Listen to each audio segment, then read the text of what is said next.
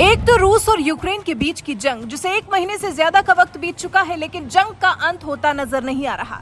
और उसके बाद देश के 5 राज्यों में चले विधानसभा चुनाव की वजह से अंतर्राष्ट्रीय स्तर पर तेल की कीमतें बढ़ने के बाद भी देश में तेल की कीमतों में ना इजाफा हो पाने का रिजल्ट ये रहा कि अब पिछले 10 से 11 दिनों में करीब 9 बार पेट्रोल डीजल की कीमतें बढ़ चुकी हैं, जिसकी वजह से देश त्राहिमाम कर रहा है। ऐसे में देश की वित्त मंत्री निर्मला सीतारमण ने एक बड़ा कदम उठाते हुए रूस से तेल खरीदना जारी रखने का फैसला लिया है। वित्त मंत्री ने शुक्रवार को कहा, भारत रूस से कच्चे तेल की खरीद जारी रखेगा। इसकी वजह है भारत के लोगों को वैश्विक कीमतों में उछाल के बाद तेल पर छूट की जरूरत है। भारत ने रूस से तेल खरीदना शुरू कर दिया है।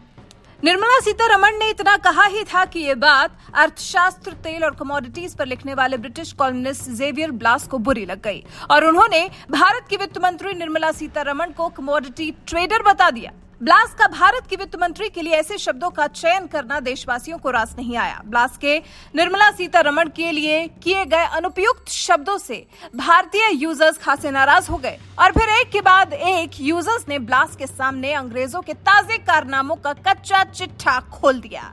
ब्लास को अंग्रेजों के ताजा कारनामों से यूजर्स ने ही रूबरू करा दिया। अंग्रेजों के अत्याचार के दिनों को याद किया। ब्लास को ही उनकी भाषा में यह समझा दिया कि भारत संप्रभु राष्ट्र है, उसे किसी के लेक्चर की जरूरत नहीं है। भारत को उपदेश दे रहे ब्लास से आदिति पटवर्धन नाम की यूजर ने कहा, भारतीय वित्त मंत्री की बातें कमोडिटी ट्रेडर जैसी लग रही हैं। अगर किसी यूरोपियन मंत्री ने यही बोला होता तो वो सच्चा देशभक्त होता, है ना जेवियर ब्लास।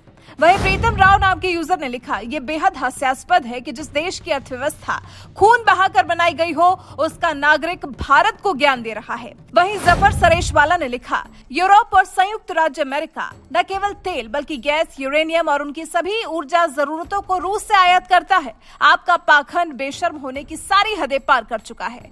वहीं ऐश नाम के यूजर ने लिखा, वित्त मंत्री नैतिकता की शिक्षा नहीं देंगे, सिर्फ वित्त की बात करेंगी। आप एफएम से उम्मीद करते हैं युद्ध की घोषणा। वहीं ब्लास को अभिनव खरे ने भी जवाब दिया, लिखा, सस्ते रूसी तेल और सस्ते पश्चिमी उपदेश के बीच भारत ने सस्ते रूसी तेल को चुना है। भारत अब श्वेत आकाओं का उपनिवेश नहीं रहा।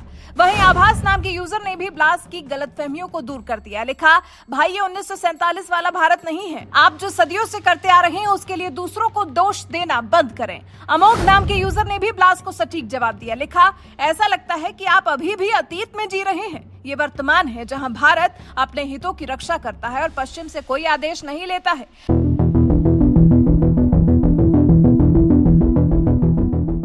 कुल मिलाकर ब्लास को अच्छे से बता दिया गया है कि ब्लास का जो ये ज्ञान है वो यूरोपियन यूनियन को जाकर दें। यूरोप अब भी रूस से तेल और गैस खरीद रहा है, पर मजाल है कि उनके खिलाफ अमेरिका या ब्रिटेन कुछ भी बोल दे। दरअसल वित्त मंत्री निर्मला सीतारमण ने कहा था कि मैं अपनी ऊर्जा सुरक्षा और अपने देश के हित को सबसे पहले रखूंगी। अगर आपूर्ति छूट पर उपलब्ध है तो मुझे इसे क्यों नहीं खरीदना चाहिए। यही बात ब्लास को इतनी चुभी कि वो वित्त मंत्री को कमोडिटी ट्रेडर कहने लगे। हालांकि फिर उन्हें इसका सटीक जवाब भी मिला। आपको बता दें, यूक्रेन रूस युद्ध पर भारत के न्यूट्रल रहने से पश्चिमी देशों को काफी तकलीफ हो रही है। रोज किसी न किसी पश्चिमी देश का कोई न कोई नेता अपना स्टैंड क्लियर करने के लिए भारत पर दबाव बना रहा होता है। हालांकि भारत इस पर अपना रुख बहुत पहले ही साफ कर चुका है। वित्त मंत्री के अलावा विदेश मंत्री एस जयशंकर ने साफ शब्दों में भारत की तरफ से किए जाने वाले सस्ते रूसी तेल की खरीद का बचाव किया। विदेश मंत्री एस जयशंकर ने यूके की विदेश मंत्री एलिजाबेथ ट्रूस की मौजूदगी में कहा कि यूरोप ने रूस से 1 महीने पहले की तुलना में 15% तेल और गैस खरीदी है। अगर हम 2 या 3 महीने प्रतीक्षा करें और वास्तव में देखें कि रूसी गैस और तेल के बड़े खरीदार कौन हैं, तो मुझे संदेह है कि सूची पहले की तुलना में बहुत अलग नहीं होगी। कुल मिलाकर भारतवासियों ने अंग्रेजों को समझा दिया कि हमारा काम हमें कर लेने दीजिए। किसको सपोर्ट करना है, किसको नहीं करना है या न्यूट्रल रहना है, ये सब हमारा अंदरूनी मामला है। इसके लिए हमें कम से कम ब्रिटेन से तो सीख या ज्ञान लेने की जरूरत नहीं है। वैसे आप ब्लास को किस तरह से जवाब देना चाहते हैं, अपनी राय हमें कमेंट कर जरूर बताएं।